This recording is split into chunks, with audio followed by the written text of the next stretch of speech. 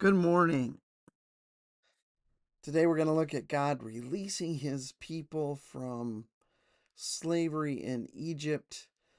And to start off, something that really popped out to me is the attitude of Pharaoh that God needed to deal with. And it's really encapsulated in these verses here. But the king of Egypt, that's Pharaoh, said, Moses and Aaron, why are you taking the people away from their labor? Get back to your work. Then Pharaoh said, Look, the people of this land are now numerous, and you're stopping them from working. Hey, they're our workforce. What are you doing? Quit stirring them up. That same day, Pharaoh gave this order to the slave drivers and overseers in charge of the people. You are no longer to supply the people with straw for making bricks. Let them go and gather their own straw, but require them to make the same number of bricks as before. Don't reduce the quota. They are lazy. That is why they are crying out, Let us go and sacrifice to our God. Oh my goodness. Pharaoh's not seeing these folks as people.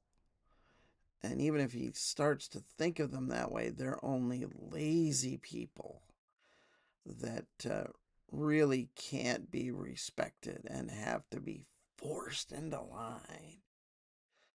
This is the attitude that God was up against. These are my people. They should be doing my work, what I tell them to do. They're not seen as uh, a people of their own. They're just Pharaoh's tools to be used. Make the work harder for the people so that they keep working and pay no attention to lies. Make them just put their heads down and work hard, and they won't catch all the lies that are coming at them. So, this was a tremendously terrible attitude that Pharaoh had and that God had to deal with. And we see this a lot in uh, contemptuous rulers, that they divide the people into us and them are only here to serve, and we should keep these folks serving, and when they stop we should make it harder. And I want you to think about this. In making it harder, Pharaoh disappointed the Israeli overseers, right? The people that were overseeing their own people, but and turned them for a time against Moses and Aaron. But you know what? The people actually doing the work, they understood what was going on. They understood because they had been Pharaoh's tools now for decades. And they understood that this was the evil of Pharaoh being pushed out in their direction. And God was going to deal with that. So I feel like they were heartened